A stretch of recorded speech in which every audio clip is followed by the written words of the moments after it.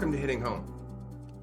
Over the last several years on this show, we've dedicated time and focus and energy to truly analyzing market trends, providing insight and opportunity for discussion on how to better understand what lies ahead and how to be best positioned for it. Our goal has never been to just be right, but in fact, it's been to challenge lethargic thinking, complacency, and to question much of which has just been sort of served up to quell our uncertainty. In fact, I suggested that we're already in a state of recession, personally, if not globally, regardless of what the outdated reports and headlines would have us believe. Why? Because data didn't really factor for the billions of dollars in uncategorized debt, debts that hadn't yet caught up to us and resulted in default, but would. My guest on Hitting Home today found his calling studying people, their habits, and the impact of simple decision-making on the long-range outcomes of personal and household financial stability. He holds licenses in life insurance and as a mortgage agent. He provides comprehensive financial planning services with an emphasis on efficiencies and retirement planning. Besides his financial services business, he's a real estate investor and has worked with nonprofit groups, engaged in monthly speaking events with youth, and he's also a self-published author. Clarence Godinho is the Cash Flow Tutor, a name that he's come by quite honestly. Clarence, welcome to Hitting Home. Thank you very much, Arif. Thanks for the intro.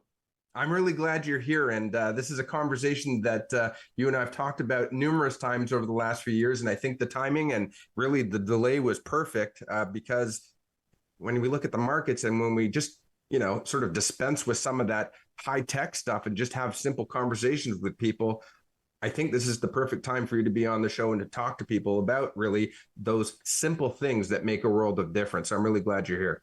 No, thank you. And again, what you said is exactly right. As a certified financial planner professional for years, I've kind of seen the same thing.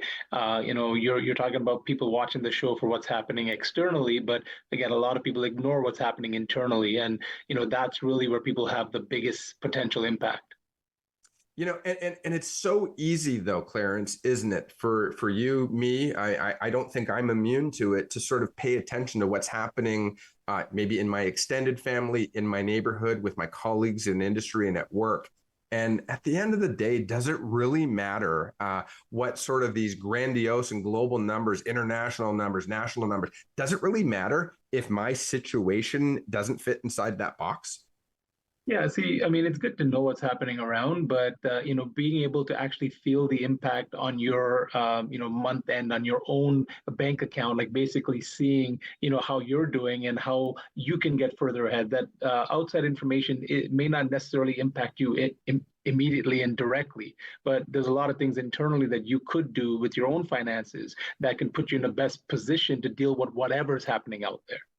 Mm-hmm. So one of the things that comes to mind, and I want to sort of piggyback on what you just talked about there, but if we look, even just simply, and I've done this a few times, but if we look at what's happened as recently as the last 4 years, all of the planning and all of the preparation and all of the sort of the habits that we may have formed over our lifetime kind of got sent into turmoil over the last 4 years as these outliers, these variables sort of messed up the formula for success.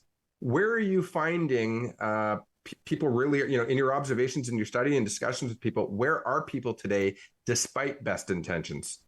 Yeah, so, a lot of times people concentrate on a lot of these things. It's more the specific information with their monthly cash flow, their income, their expenses. That's really where all the cash flow happens, right? And that's kind of a lot of the things that people need to work on and see, because again, like you said, whatever happens outside the last 4 years, COVID, all of that, people have been resilient enough to get through it. Sure, you may not be where you would have wanted to be, but you're still, ahead from where you were, right? In many cases, given the circumstance, right? I mean, we've kind of adapted to working from home. We're using, virtual calls and all this kind of thing. People can do it.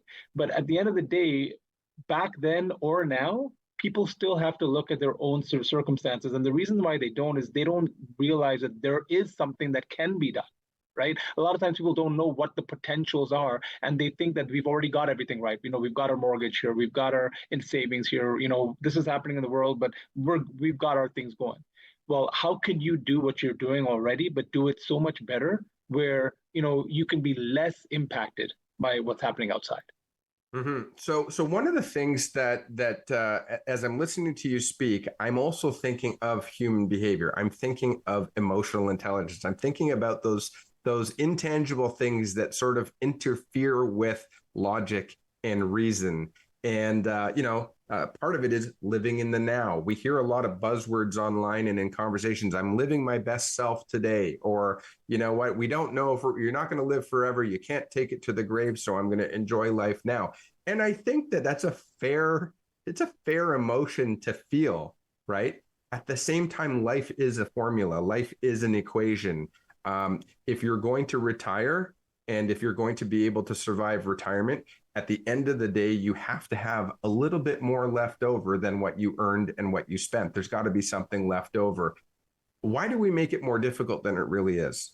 Yeah, because see, a lot of people, you're talking about the future. I'm talking about something that we can do that can impact your today, your now, and also help with that future. And that's where people like the clients that work with me when I do my program with them, they typically find that they free up, hundreds of dollars on a monthly basis now. But then that allows them the ability to boost what that future is going to be at the same time. So they kind of see a win in both sides. It's not like, oh, you're doing something now and maybe 20 years I'll see it. And what if I don't live another 20 years? It's like, well, look, you can get something now. What if you could do this without any new money out of your pocket? What if you can achieve more with less? And that's really where I'm coming with, I've helped people reduce hours of work. People have 2 jobs, now they can cut down to 1. That's a big impact. Having that much more time with your family members now, because like you said, you don't know if you're going to be there for another 20 years.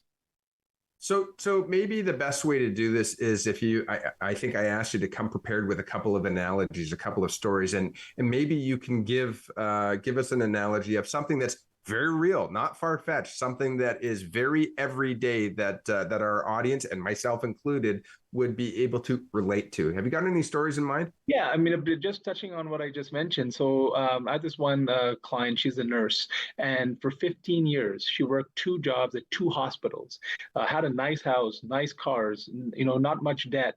Kids are going to university. She's funding all that. Her lifestyle looks perfect. Dresses fancy, all of that. But when I looked at her, like it looked like she was sleeping when she's talking to me.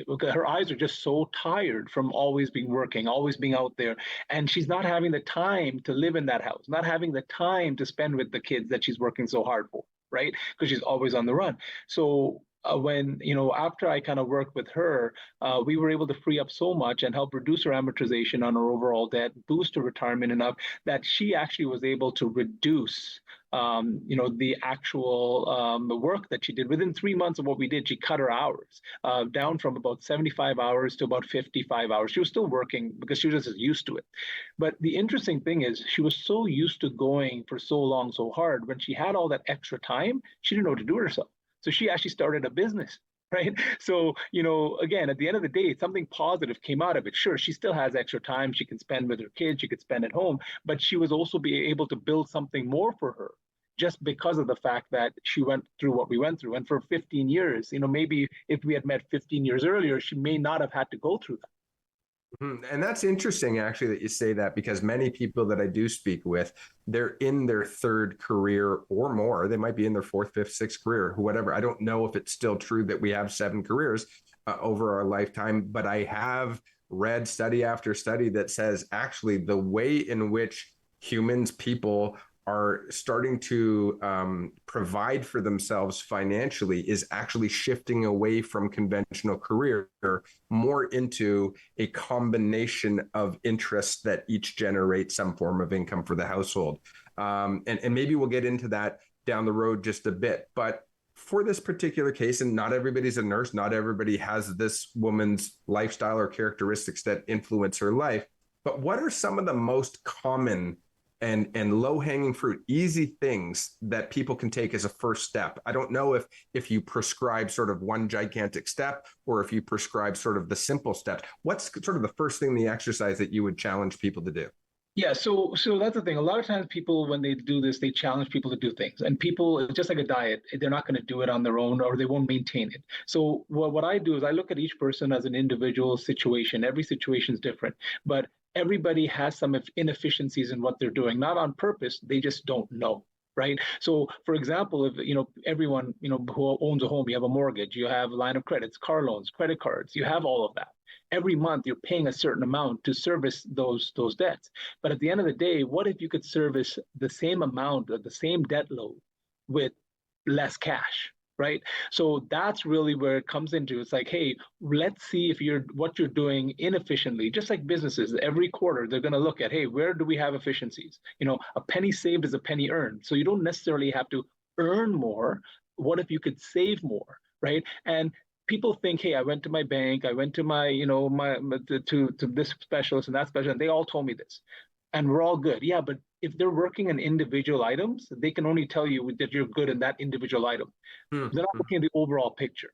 So that's why when you look at everything, you could say, okay, how can we do everything we're doing right now with the least amount of outlay, and how can we do it in the shortest amount of time? So how can you pay off the mortgage and the line of credits and the car loans earlier at the same time while saving money? Right. So a lot of times people look at them and they're like, well, how can you do both? It's one or the other. You can do both. It's just a matter of, it's all mathematics. Like the way I work, it's not about my opinion, what I think. Let me look at your numbers. Here's the math. Math doesn't lie, right? So look at that and then make a decision. I think it's so powerful that you said that, actually. And as you were talking, I was going through some scenarios in my mind. First and foremost, one of the most simple rules of finance that you speak to an accountant. There are small businesses that earn maybe a few $100,000 a year, and they net, they net a percentage, and maybe that percentage is 30%. Maybe they net 20%. I don't know what that number is. I'm giving you totally an example. People seem to have this idea that the more revenue I generate, the more successful I will be. However, if your business practices, or in this particular case, if your personal practices are not aligned with the outcome that you're looking to achieve, you might be generating more revenue, but your expenses might go up and your net profit or your margin might be the same or even less. And so I think what I'm hearing from you is it's not necessarily about going to work harder. It's about analyzing your personal habits, analyzing maybe how you pay your debts, when you pay your debts, and at the end of the day, reducing your output or reducing your outflow or your expenses to really net in a better margin. And I might have just completely slaughtered that. Maybe you can turn that into. No. The basic simple form of the point is it's not what you make, it's what you keep. Okay, so like I said, maybe you could say it simpler. With that in mind, I've got Clarence Godinho, who is the Cash Flow Tutor. We got to go to break. And when we come back, I'm going to pick Clarence's brain a little bit more, ask for some more scenarios on what you and I can do at home to start on the journey towards really a healthier today and a more peaceful tomorrow. We'll be right back after this break.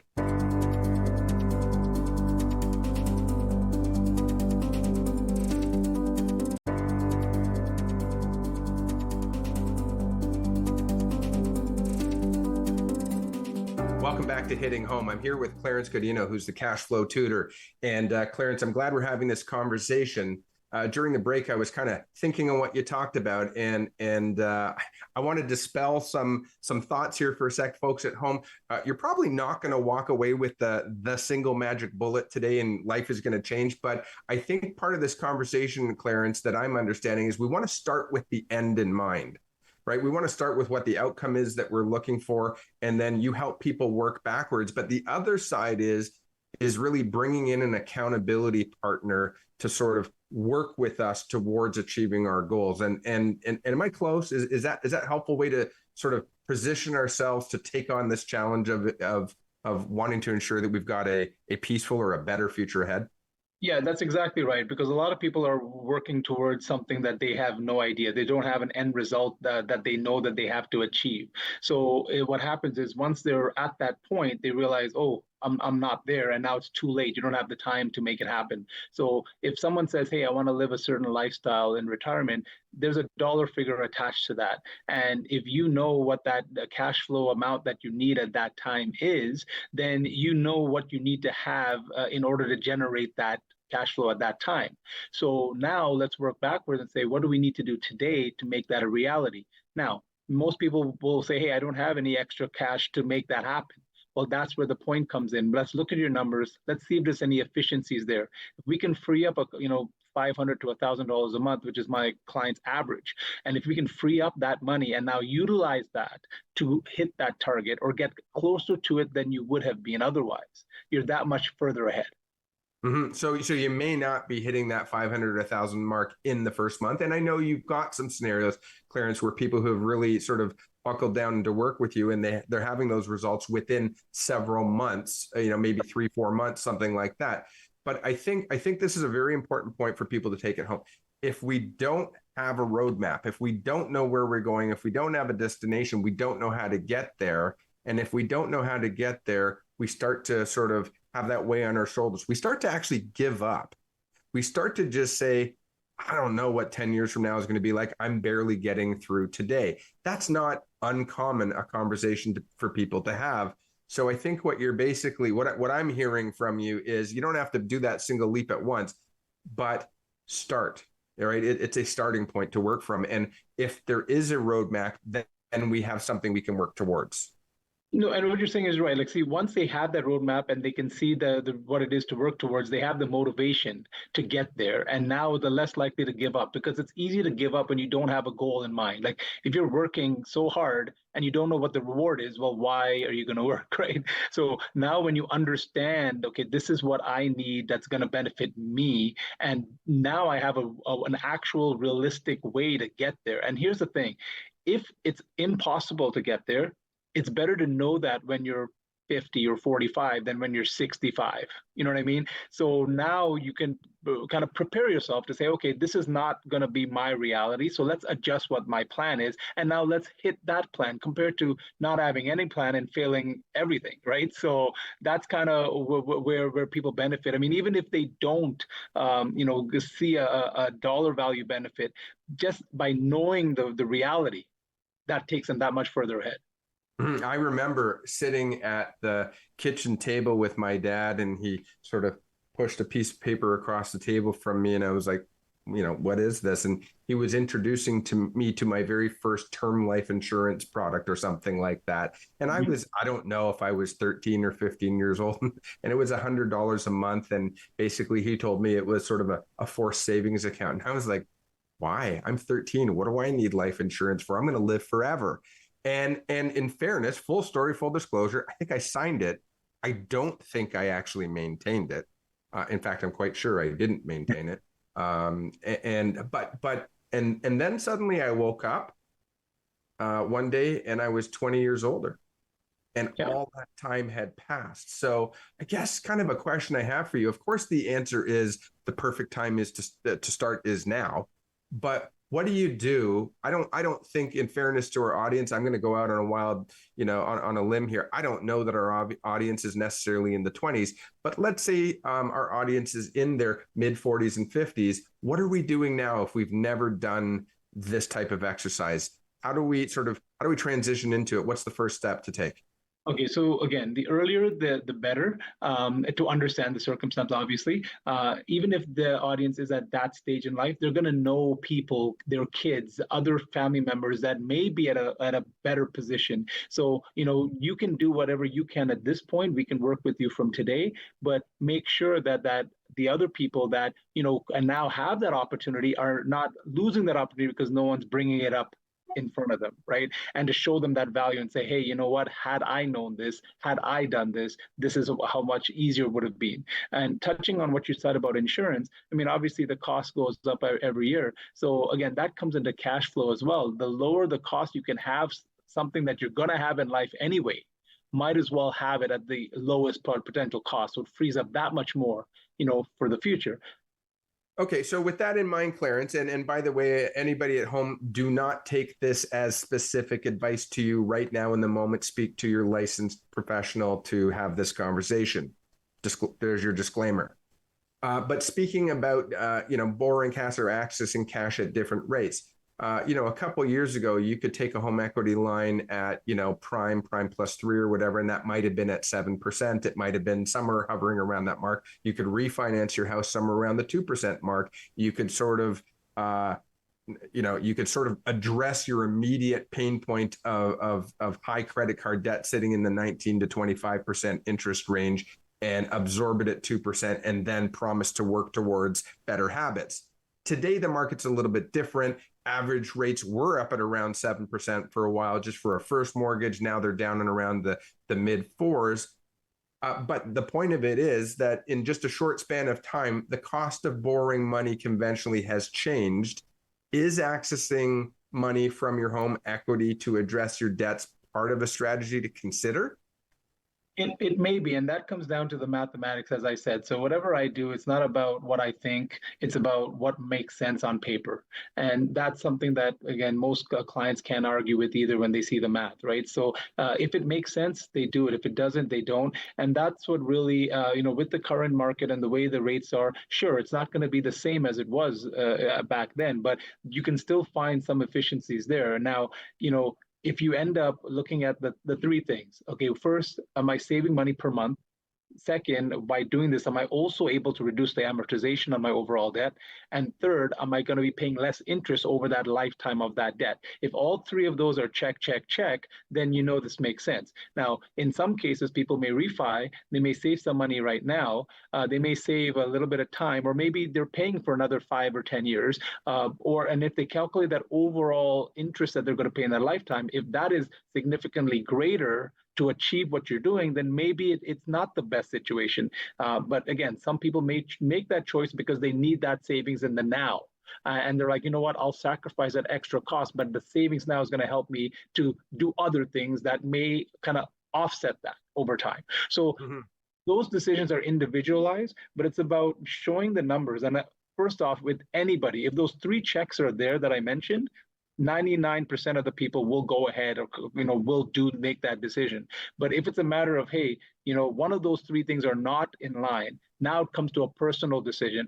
If I'm going to take some savings I have now, maybe it's going to cost me another 30, 40 grand over time. But if I could use that savings and maybe I'm building a business, maybe I'm buying another property, maybe I'm doing something that's going to generate more than that added cost, now it may make sense. Right. And again, I don't want to go too long on this, but at a perfect example, I had a client that had her child going to a university and was paying a certain dollars per month for this child to stay at the dorms.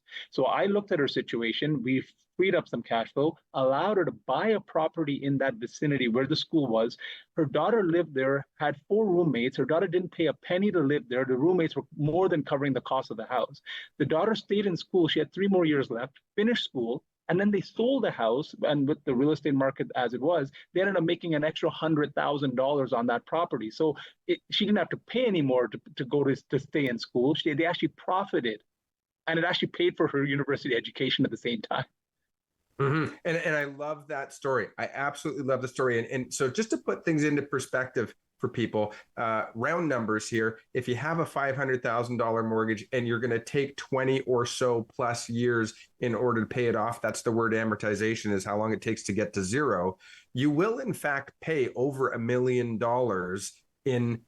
for that same home, for that same mortgage. That $500,000 mortgage in repayment dollars will be $1 million plus. And I think that's critical. So when we look at what you're talking about in present day and what we're doing with our money, not necessarily going out and working harder out or more hours, but what are we doing? We take that same $100 and change how we're deploying that $100, right?